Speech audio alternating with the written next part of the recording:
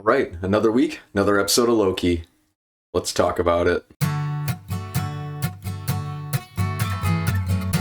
All right, so this is season 1, episode 5 of Loki. This is going to be a spoiler discussion for it, ladies and gentlemen. So if you haven't seen episode 5 of Loki, go ahead, watch it, come back and watch this video. Otherwise, if you don't care about spoilers, welcome to the party. We're going to have a ton of fun. This episode picks up right where the post-credit scene of episode 4 left off. Loki wakes up and he is surrounded by 4 different variants. He wakes up in this post-apocalyptic scene of New York. Right when he wakes up, he basically is already starting to plot and scheme in order to get his way out of wherever he currently is now, because he doesn't exactly know where he is.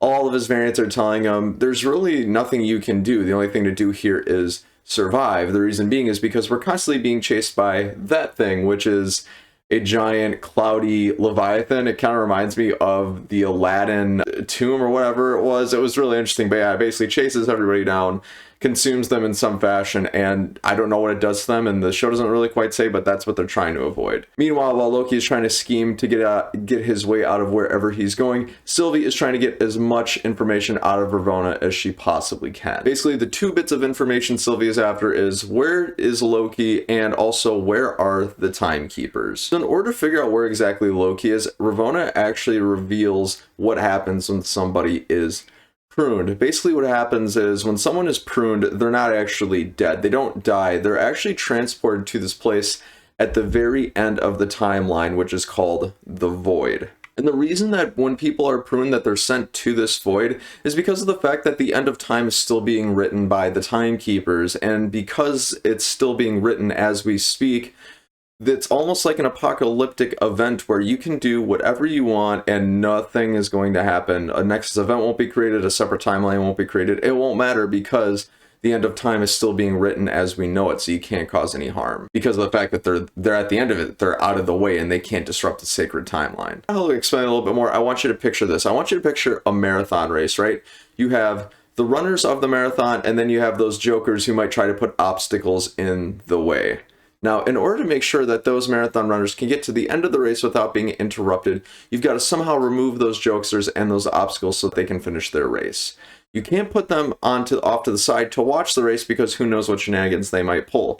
The only place that you can put them is at the very end of the race, because at that point, even if they're causing mischief and chaos, it's not going to get in the way of the marathon runners winning the race. And even if they do, the marathon runners will have already finished the race. They'll have already run all the way through, and once they finish the race, nobody cares, and everything can go chaotic-like. So basically, Sylvie figures out that Loki is in this void. But what about the second point? What about the timekeepers? So Ravonna also reveals that the timekeepers are actually at the end of the void. So it's kind of a really big meta moment, right? It's like they're past the end of time, writing time as we know it, which is right, like it's a really big meta moment. But Sylvie knows then, okay, if they're beyond the void writing it, how do you get to it? There's got to be some way to get to it.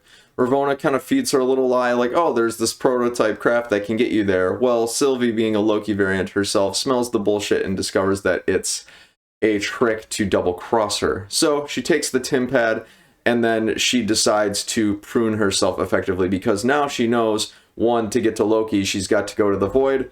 How do you get to the void really quickly? You zap yourself.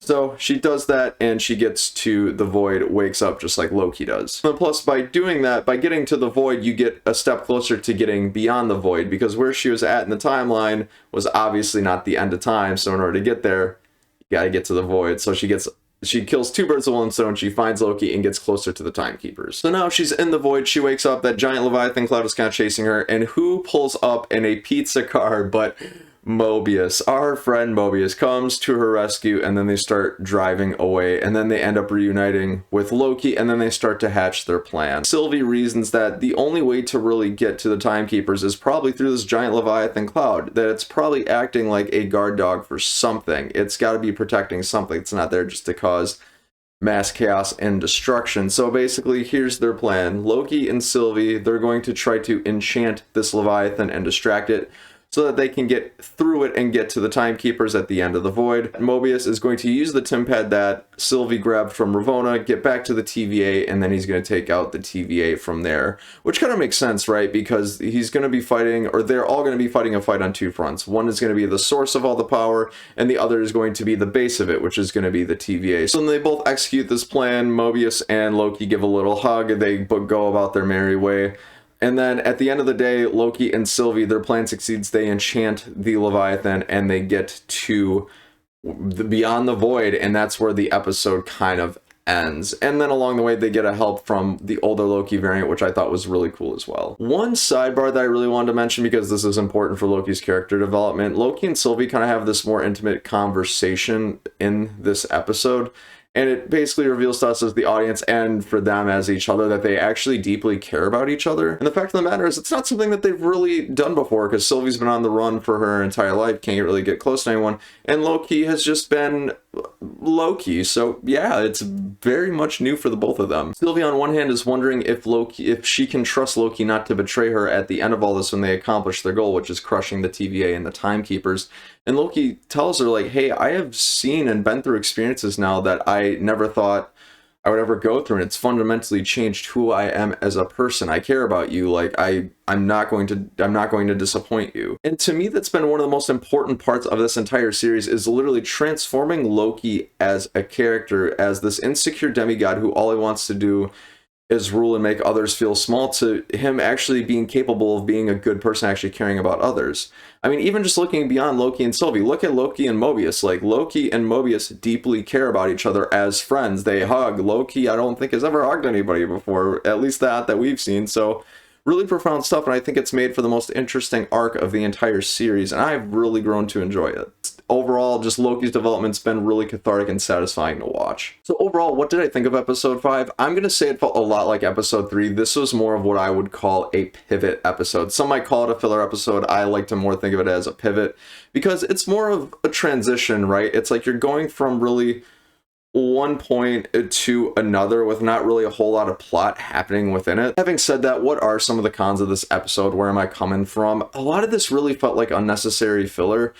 There was a lot of time spent with a lot of different Loki variants, a lot of double crossing, and even in that scene in the cavern where him and the 4 other variants, including the alligator, are all kind of talking about their Nexus events, it didn't really feel overall necessary. Although it was fun and it was kind of cool, it just didn't really do anything for the overall plot of the series itself. Also, we didn't really get a lot of information about Ravonna. Ravonna has established herself as having this undying loyalty to the TVA no matter what. Even when she knows the truth about how she was a variant and had a life beforehand, she's still extremely loyal to the TVA, and the show never really tells us why. I'm hoping they tell us why in episode 6, the finale, but it just doesn't quite walk that line, and I would have loved for it to have done so. And then plus, we didn't really get much payoff at the end of the episode. Like, we know that Loki and Sylvie succeed and they enchant this monster, and they're now, like, this close to getting to the timekeepers, but I would have loved to have just seen like a little glimpse of who the timekeepers are, just to get a little bit more of catharsis at the end of the episode, because it felt like it was kind of just short-lived at the very end there. I would have just liked to have seen a tiny bit more to get my excitement going for the season finale, or series finale, I should say. Overall, what did I really like about this episode? I think we had a decent amount of questions answered from episode 4. One, we kind of get the confirmation that Loki and Sylvie, in fact, do deeply care for each other, which is great, because then it shows their character development and what they're capable of just as good